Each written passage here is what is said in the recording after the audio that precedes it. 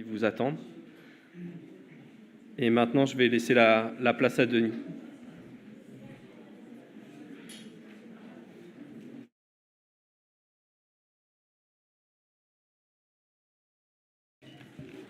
Ah.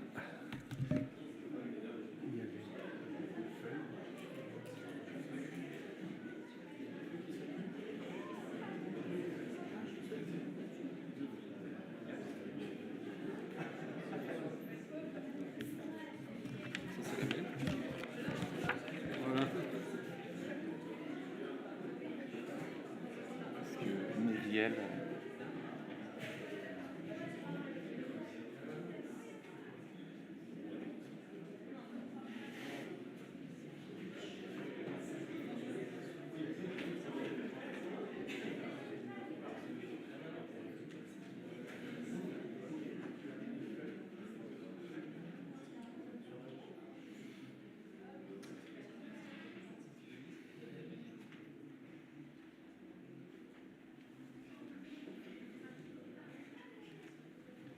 Voilà, bonjour. Vous savez que notre Église, ces derniers temps, au niveau des intervenants des cultes, est un petit peu chahutée. Il y a un peu les chaises musicales qui se réalisent. La semaine dernière, c'était moi qui étais souffrant et c'est Hélène, merci, et c'est Hélène Klein qui m'a remplacé au pied levé pour la louange. Cette semaine, c'est Sébastien qui est souffrant et c'est moi qui vais le remplacer pour la prédication. Alors on espère que ça va s'arrêter, cette série-là, pour retrouver quelque chose d'un peu de plus calme. Et donc, ce matin, et on peut passer à la première slide, j'aimerais vous parler, vous faire une petite étude autour d'un texte qui m'a sauté aux yeux cette semaine lorsque je lisais le troisième voyage missionnaire de Paul dans Actes 20 et 21. Et avant de lire les quelques extraits de ce passage, j'aimerais prier. Seigneur notre Dieu, ta parole est une nourriture. Et nous allons l'ouvrir, nous allons la lire. Et je te demande vraiment ce matin que par ton esprit, ça puisse vraiment être une nourriture qui nous fasse grandir ce matin. Seigneur, que ces mots qui vont être lus, que ces mots puissent prendre sens, qu'ils puissent devenir réels, qu'ils puissent prendre vie et venir transformer la nôtre à chacun. Et je prie ça au nom du Seigneur Jésus. Amen. Et vous voyez le voyage, le troisième voyage missionnaire de Paul commence à Antioche, en Syrie, et puis il passe par la Turquie et il arrive en Macédoine. Philippe, il continue par la Grèce et il va repartir en marche arrière, repasser par la Grèce, la Macédoine. Et le début de mon récit va commencer ici, donc à Philippe. On va passer de Philippe à Troas, de Troas à Milet, on va passer par Tyr et finir à Césarée. Ça, c'est le voyage géographique qui couvre les textes, les extraits des textes que je vous ai préparés ce matin. Donc, dans Actes 20, 4 à 6, nous présente l'équipe qui accompagne Paul. Voici ceux qui l'accompagnent. Sopater, le fils de Pyrrhus, originaire de Bérée. Aristarque et Secundus de Thessalonique, Gaius de Derbe et Timothée, Tychique et Trophime de la province d'Asie. Ce groupe est parti avant nous, il nous attend à Troas, et nous prenons le bateau au port de Philippe après la fête des pains sans levain. 5 jours plus tard, nous retrouvons le groupe à Troas et nous y restons une semaine. Et là, on nous présente l'équipe qui est en place. il y a donc ces 7 personnes, dont Timothée, qu'on connaît bien, et puis il y a ce « nous » qui est Paul et celui qui écrit la lettre, c'est Luc. À partir de Troas, ce groupe va descendre à Milet. Et je continue ma lecture. De Milet, Paul envoie des gens à Éphèse pour faire venir les anciens de l'Église. Quand ils sont auprès de lui, Paul leur dit « Vous savez comment j'ai vécu avec vous depuis le premier jour où je suis arrivé dans la province d'Asie. J'ai servi le Seigneur sans orgueil, en pleurant et en souffrant parce que certains Juifs me voulaient du mal. Tout ce qui pouvait vous être utile, je vous l'ai dit. Devant tout le monde et dans vos maisons, je vous ai annoncé la parole de Dieu et je vous l'ai enseignée. J'ai appelé les Juifs et aussi les non-Juifs à se tourner vers Dieu et à croire en notre Seigneur Jésus. Et maintenant, je vais à Jérusalem. C'est l'Esprit Saint qui m'oblige à faire cela. Je ne sais pas ce qui va m'arriver là-bas. Mais en tout cas, dans chaque ville, l'Esprit Saint me dit que je vais souffrir et aller en prison. Pour moi, ma vie ne compte pas. Ce que je veux, c'est aller jusqu'au bout de ma mission. Je veux faire tout ce que le Seigneur m'a demandé, c'est-à-dire rendre témoignage à la bonne nouvelle de l'amour de Dieu. Le voyage continue et toute notre équipe arrive à Tyr. Et nous lisons dans le chapitre suivant, acte 21, verset 4, « À Tyr, nous trouvons les disciples et nous restons une semaine avec eux. Poussés par l'Esprit Saint, ils disent à Paul, « Ne va pas à Jérusalem. » Un peu plus tard, cette équipe continue son voyage et arrive à Césarée, et nous lisons au verset 8. « Nous arrivons à Césarée, nous allons dans la maison de Philippe, qu'on appelle messager de la bonne nouvelle. Nous restons chez lui. Philippe est l'un des 7 hommes choisis à Jérusalem pour le service des repas. » Et je continue au verset 10. « Nous sommes là depuis plusieurs jours. Un prophète appelé Agabus arrive de Judée. Il vient nous voir, il prend la ceinture de Paul et s'attache les mains et les pieds. Il dit, « Voici ce que l'Esprit Saint annonce. À Jérusalem, des chefs juifs vont attacher ainsi le propriétaire de cette ceinture. Ils vont le livrer à ceux qui ne sont pas juifs. » Quand nous entendons cela, nous et ceux de Césarée, nous demandons à Paul avec force de ne pas aller à Jérusalem. Mais il répond, « Qu'est-ce que vous avez à pleurer et à me fendre le cœur ?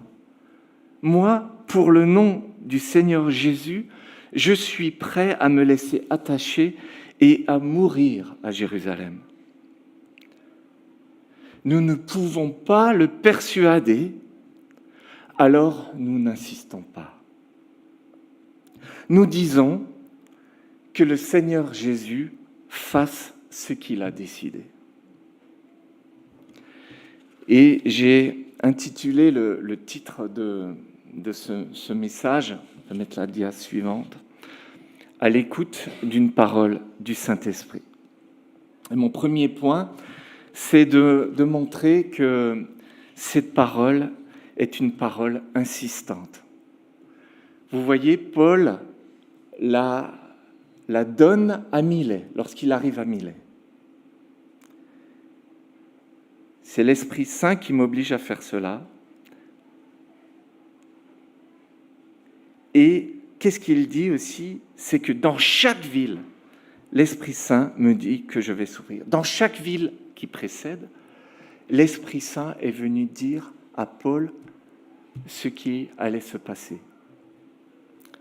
Et ce qui m'interpelle là-dedans, c'est aussi de voir comment Paul et son entourage, ils réceptionnent cette parole du Saint-Esprit. Et vous allez voir, c'est tout à fait intéressant. Alors, à Milet, il y a cette première présentation de la parole que le Saint-Esprit a donnée à Paul. Un peu plus loin, à Tyr, vous vous rappelez la carte, à Tyr, ce sont les chrétiens de Tyr qui la reçoivent, cette parole, poussés par l'Esprit Saint. Donc, ils reçoivent aussi une parole d'en haut, du Saint-Esprit. Et puis, finalement, il y a une troisième présentation de cette parole, qui se veut insistante, c'est le prophète Agabus qui vient à Césarée. Et je ne vais pas vous relire, mais il va en reprendre les mots de Paul avec ses mots à lui. Il va simplement dire ce que le Seigneur, le Saint-Esprit lui révèle, et il révèle ce que déjà l'apôtre Paul a dit avant à Milet. Et je vois déjà là, dans cette répétition, une manière aussi comment nous pouvons entendre la parole de Dieu, une parole qui vient du Saint-Esprit. Est-ce que ce que je reçois vient vraiment d'en haut, ou est-ce que c'est une parole de mon être intérieur, de ma chair qui parle? C'est une question qu'on se pose, nous les croyants. Et en fait, on est ici dans un exemple où une parole est répétée. Elle est validée. Et ça me rappelle aussi le fonctionnement que nous avons, nous, au sein de notre conseil pastoral. Vous voyez, lorsqu'on se réunit, lorsque quelqu'un a une idée, on se laisse interroger, on se laisse interpeller, on partage l'idée. Et si l'idée n'est pas reprise par les autres, n'est pas validée par les autres, on se dit, ça vient peut-être pas d'en haut, vous voyez. Et on a des exemples où le Seigneur nous a parlé au travers de nos frères au sein du conseil. Je me souviens par exemple lorsque Roméo est venu parler des réfugiés, du projet des réfugiés. Vous vous rappelez, pour ceux qui sont là depuis quelques années? Vous voyez, ça c'était un projet présenté par un frère qui a reçu une conviction. Et cette conviction a été immédiatement partagée par l'ensemble du conseil. Et là, nous avons compris que c'était une parole qui venait d'en haut. Vous voyez, une parole qui est validée par les autres, ça peut être un signe que ça vient d'en haut. Je me souviens aussi lorsque, pour préparer l'année du centenaire, Jean-Pierre Wolf est venu rejoindre notre conseil pastoral pour nous présenter ce qu'il avait reçu. Mais il était là, modestement, il est venu, voilà, j'ai reçu ça, qu'est-ce que vous en pensez? Et le conseil a écouté l'exposé de notre frère. Et le conseil a prié et a reçu, chacun a reçu la conviction que les propos de Jean-Pierre étaient pour notre Église. Et vous voyez, le fait qu'il y ait validation, qu'il y ait répétition, exposition à d'autres frères, qu'il y ait, du coup, validation après, ça permet de nous permettre d'être sûr ou non si une parole vient d'en haut ou pas. Alors, concernant cette parole que Paul reçoit, j'aimerais analyser avec vous le processus, comment Paul reçoit cette parole. Et pour ça, j'aimerais baser sur la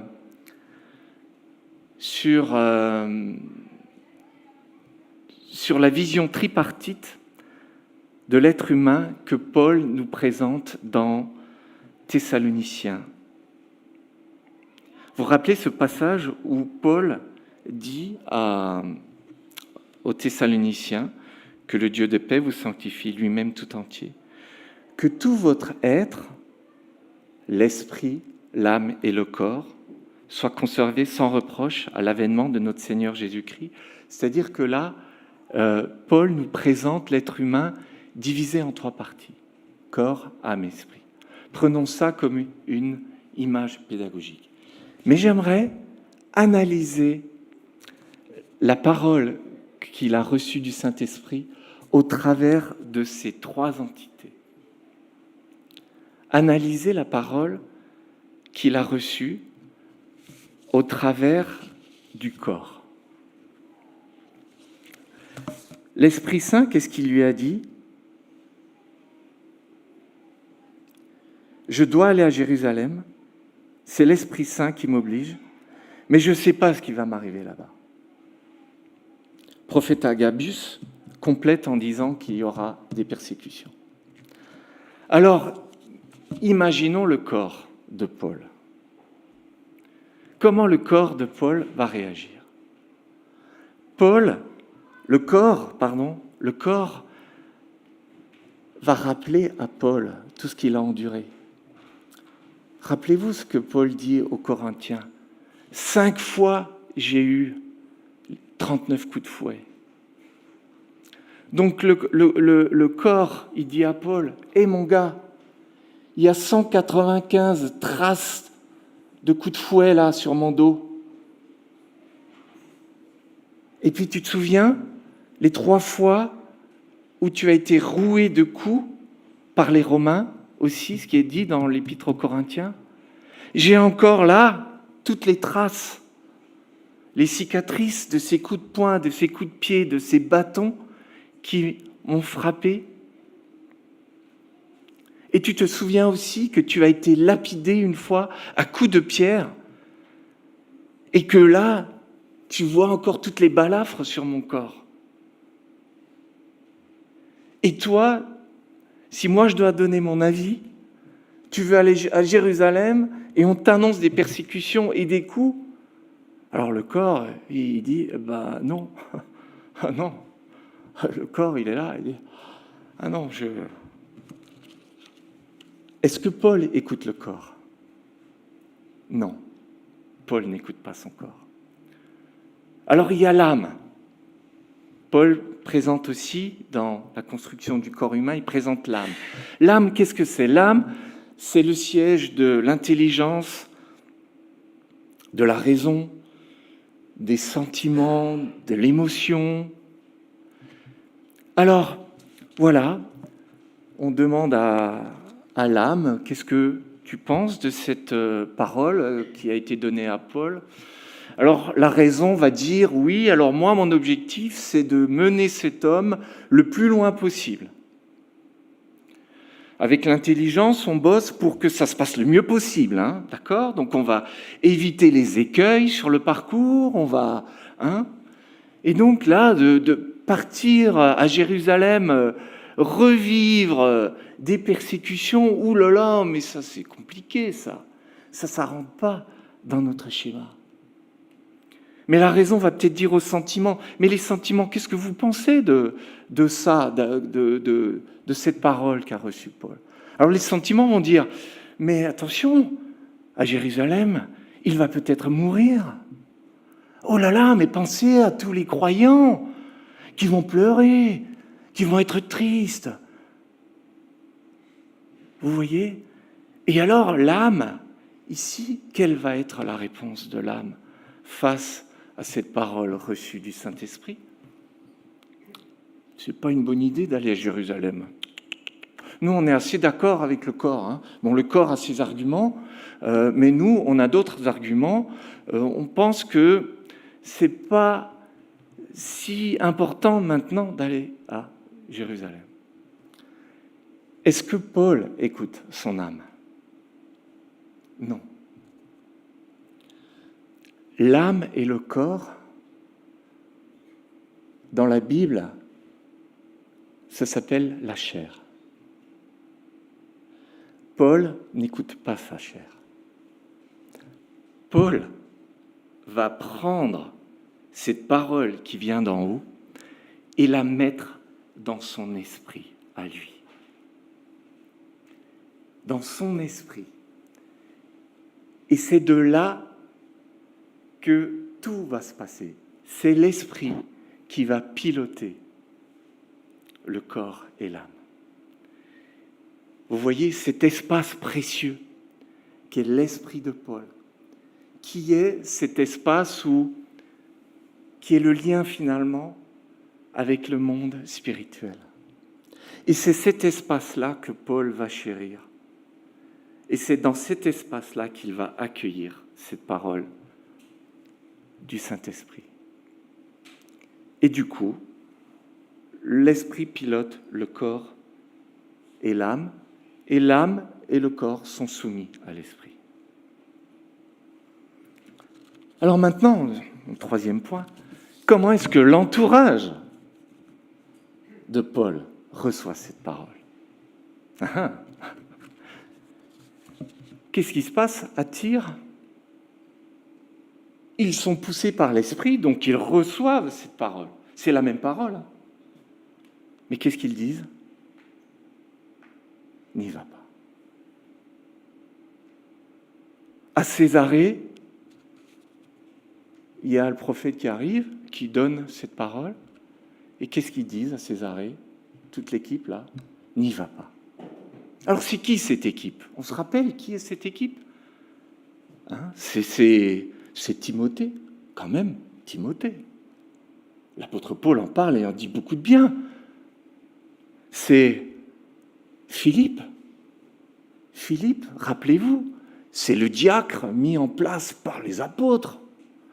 Et il a fait des miracles. C'est un croyant vraiment fidèle. C'est l'évangéliste Luc. C'est pas n'importe qui. Ce sont tous les croyants de Césarée, l'entourage de Paul. Et pourtant, une parole est donnée, la même pour tous.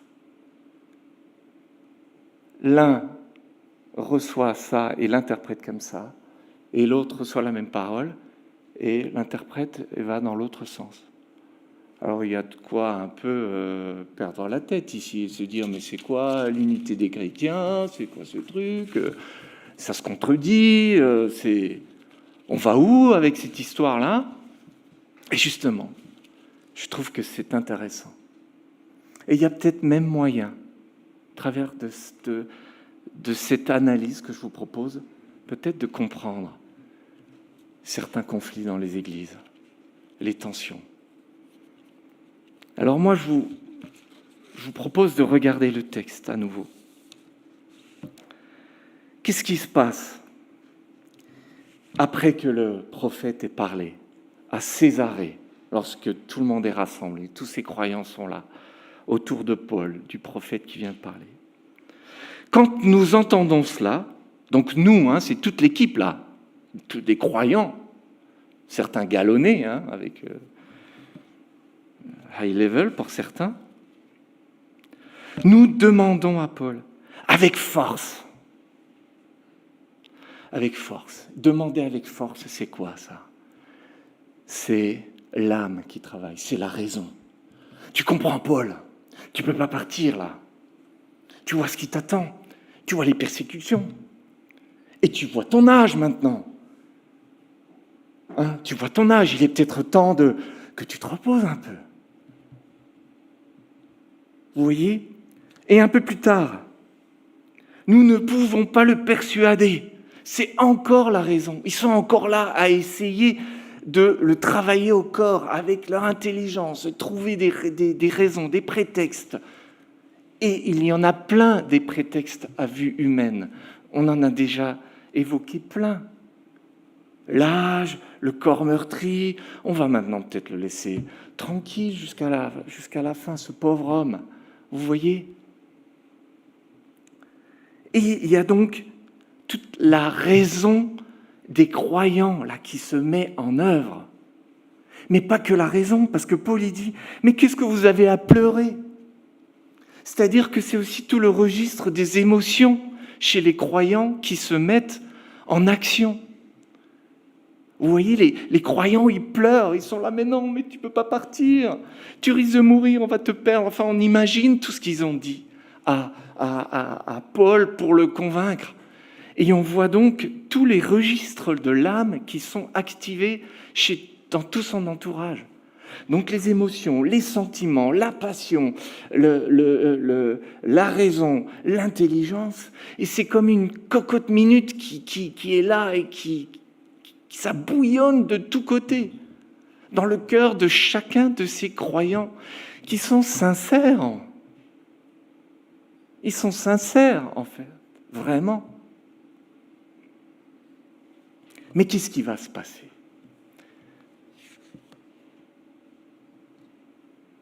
À un moment, ils disent, alors nous n'insistons pas. Et pourquoi ils n'insistent plus ? Parce qu'ils vont dire cette phrase, que le Seigneur Jésus fasse ce qu'il a décidé. En d'autres termes, ils vont répéter ce que l'apôtre Paul a dit avant. Peu importe ce qui m'arrive, que le Seigneur fasse ce qu'il veut de moi. Et qu'est-ce qui se passe en fait, en réalité ? C'est que les croyants vont monter d'un étage. Ils vont quitter l'espace de l'âme pour rejoindre l'espace de l'esprit. Vous comprenez ? L'espace de l'esprit où finalement ils vont comprendre que là, le Seigneur Jésus fasse ce qu'il a décidé, c'est une parole qui vient d'en haut. Et leur esprit va pouvoir accueillir cette parole du Saint-Esprit. Mais pour y arriver, il a fallu que l'âme plie le genou. Que l'âme lâche prise, elle rend les clés. En faisant cela,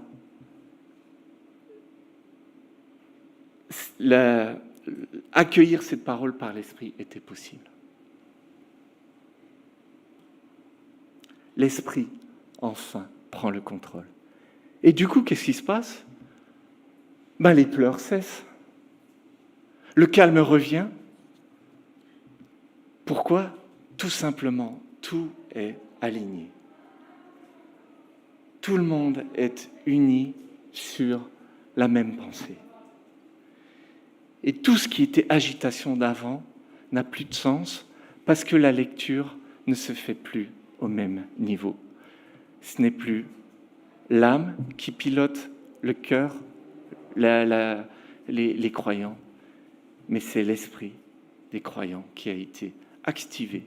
Et l'esprit a reçu cette parole d'en haut. Et ils peuvent maintenant s'apaiser et rejoindre Paul dans sa mission. Et donc maintenant, toujours cette interpellation, et moi dans tout ça ? Et moi, et nous dans tout ça ? Quelle est la place que nous donnons à notre âme, à notre raison, à notre intelligence, à nos sentiments, lorsque nous recevons une parole du Seigneur ? Voyez ? Est-ce que cette parole que nous recevons est filtrée par les filtres de la raison, par le filtre de l'intelligence, par le filtre des sentiments, de nos émotions ? Voyez, il y a une réelle invitation à bien se positionner là et à placer les choses à leur juste place. Accueillons les paroles qui viennent d'en haut dans cet espace tellement précieux qu'est notre esprit. Choyons-le que ce soit un lieu précieux, le plus important dans notre existence. Et que de là, que de ce lieu parte après la conduite vers mon âme, vers ma raison, vers mon intelligence, vers mes sentiments. Et que de là aussi, à partir de mon âme, après qu'il y ait vers le corps, la continuité vers le corps. Alors c'est tout un programme, c'est vrai, mais c'est tellement important. C'est tellement important, mes frères et sœurs. Alors je voudrais, pour finir, prier ensemble, vous proposer, pour ceux qui le souhaitent aussi, d'acter des choses à partir de cela.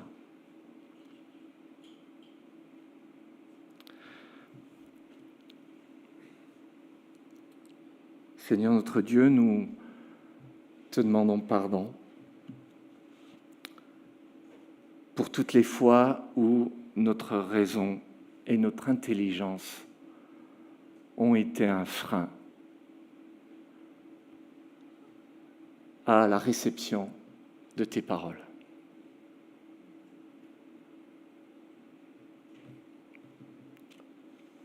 On peut, à cause de l'intelligence et de la raison, ne pas croire aux miracles et ce genre de choses.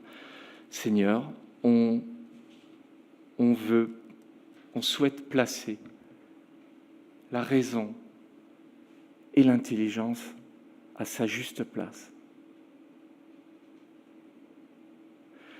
Seigneur, nous te demandons pardon pour toutes les fois où nos émotions ont piloté nos vies. Et là aussi, ont empêché qu'une parole puisse venir nous toucher. Seigneur, nous te demandons pardon pour tous ces filtres que nous plaçons. Souvent des filtres dans l'âme, des filtres de l'âme dont j'ai parlé avant. Seigneur, nous te prions pour que notre âme puisse plier le genou et donner les clés à notre esprit.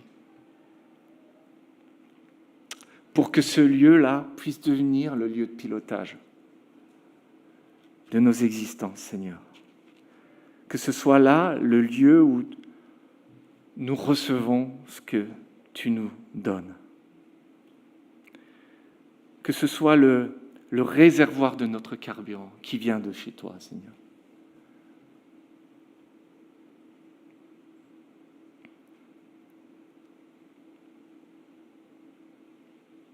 Et je prie cela au nom du Seigneur Jésus.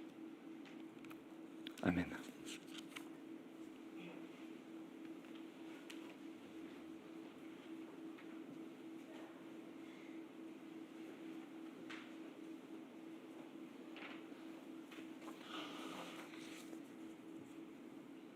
Merci Denis de ce que tu nous as apporté ce matin. Je voudrais, avant de prendre un dernier chant, vous présenter les annonces. Aujourd'hui, Virginie représente l'Olivier au Forum des associations à Brumath, qui se trouve au centre culturel, là où il y avait le concert. Voilà. Et en fait, ce soir, il faut démonter le stand. On aurait besoin de 2 personnes pour démonter le stand à 17h.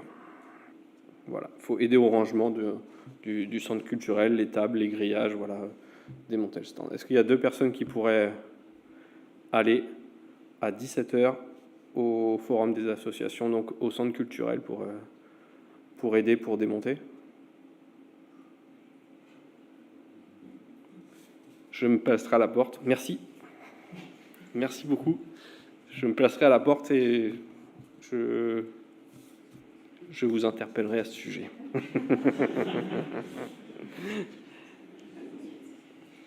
Dimanche prochain, dimanche 11. Alors, ce sera un culte bien rempli. Comme je disais tout à l'heure, il y aura la présentation de Marie et Adrien.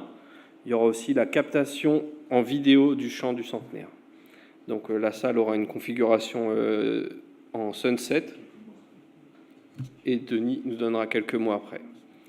Et ensuite, par rapport à la suite, ça se passera au Lerchenberg. On aura un pique-nique là-bas, tous ensemble. Donc le culte se passe ici et le pique-nique au Lerchenberg.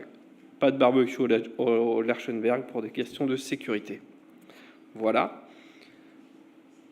Il faudra aussi un petit coup de main à la fin de ce culte pour préparer le culte du 11 pour mettre les instruments au milieu. Voilà. Encore la suite, le culte du 2 octobre, le culte du centenaire. Vous avez plein de renseignements dans EEB Info. Si vous ne recevez pas EEB Info, vous pouvez aller voir Thomas ou Vincent pour vous inscrire, pour recevoir ce mail d'information. Voilà. Et on va pouvoir avoir les informations. Alors, vous savez que ce chant du centenaire, c'est toute une aventure hein, que l'on vit depuis le mois de janvier, de culte en culte. On a travaillé, on a enregistré chez moi. Il y a plus d'une trentaine de chanteurs qui sont venus à la maison pour poser leur voix. Actuellement, c'est en mixage. Ça sonne déjà magnifiquement bien. Et la semaine prochaine, nous allons faire la captation en vidéo du chant. Alors, l'église sera en config Sunset, donc en cercle. Il y aura toute une équipe de vidéo qui sera là pour nous filmer. Alors, attention, hein, c'est sérieux. Hein. Et je voulais vous rassurer, il n'y aura aucun son qui sera capté. Le son sera déjà sur la bande. Donc, c'est que les images. Donc, on a besoin de vous, de votre enthousiasme, que vous connaissiez le chant quand même, parce qu'il faut quand même que vous puissiez un peu bouger les lèvres en synchrone avec la bande-son qui va passer. Mais donc, on compte sur vous pour être nombreux et pour aller sur le site de l'église, écouter quand même, travailler un peu le chant, vous mettre les mots en bouche, hein, même si on l'a déjà bien, si on le connaît tous déjà parfaitement bien. Et moi aussi, j'ai besoin de monde à la fin du culte. Et c'est tout de suite à la fin du culte, il faut descendre le piano. Alors, il me faudrait 10 hommes. À 10, ça se passe vraiment sans problème. Très bien. On va pousser et on va descendre le piano ici pour préparer, évidemment, le culte de la semaine prochaine. D'accord ? Donc, en attendant, je demande aux musiciens et aux chanteurs de nous rejoindre. Et Timothée, il a encore quelque chose à... Je profite juste de ce moment où il se réinstalle pour vous dire que les boîtes d'offrandes sont à la sortie. Il n'y a plus les paniers qui passent. Et aussi que hier avait lieu le mariage de Estelle et Régis. Voilà, pour les informations.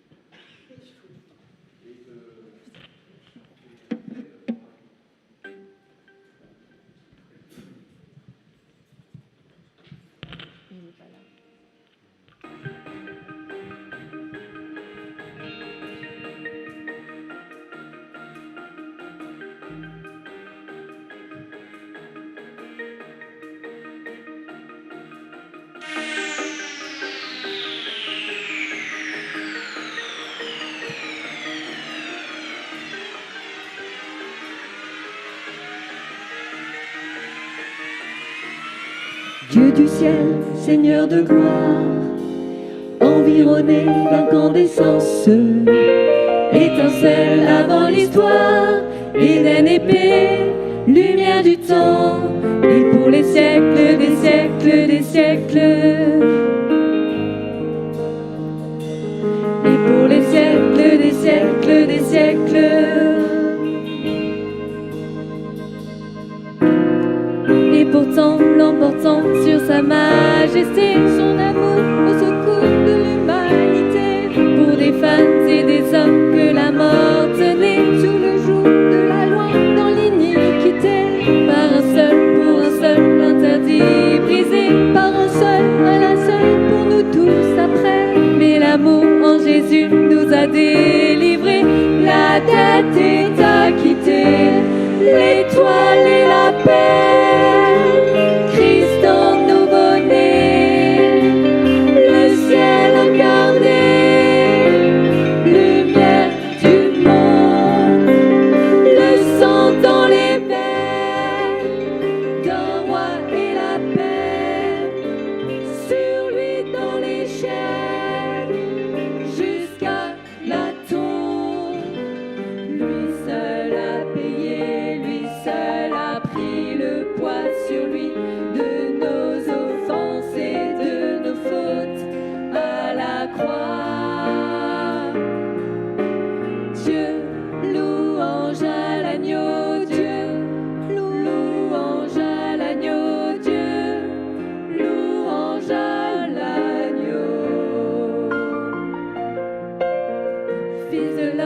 et fils de Dieu.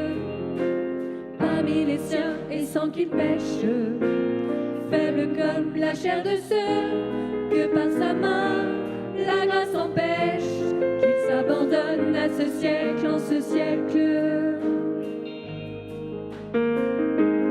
Qu'il s'abandonne à ce siècle en ce siècle.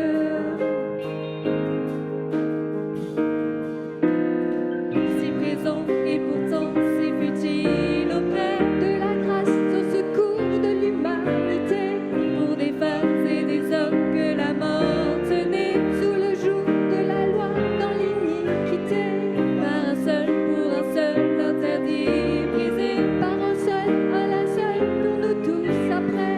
Mais l'amour en Jésus nous a délivrés, la dette est acquittée, l'étoile et la paix, Christ en nouveau-né, le ciel incarné, lumière du monde, le sang dans les veines d'un roi et la paix, sur lui dans les chairs, jusqu'à la tombe.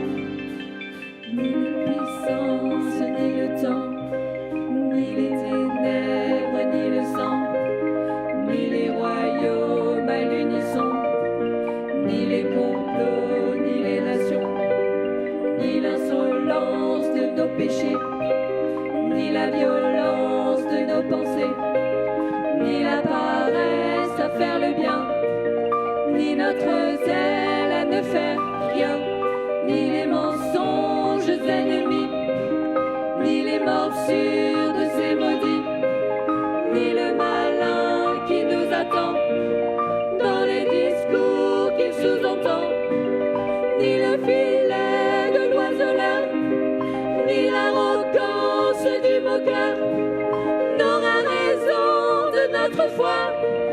Honneur et gloire à notre roi. L'étoile au matin, Christ est le chemin, tout entre ses mains existe et vit, gloire et majesté à celui qui est pour l'éternité, Seigneur de vie. Lui seul a payé, lui seul a pris le poids sur lui de nos offenses et de nos fautes à la croix. Dieu, louange à l'agneau, Dieu, louange à l'agneau, Dieu, louange à l'agneau, louange à l'agneau, Dieu, louange à l'agneau, Dieu, louange à l'agneau, Dieu, louange à l'agneau, louange à l'agneau, Dieu, louange à l'agneau, Dieu, louange à l'agneau, Dieu, louange à l'agneau, louange à l'agneau.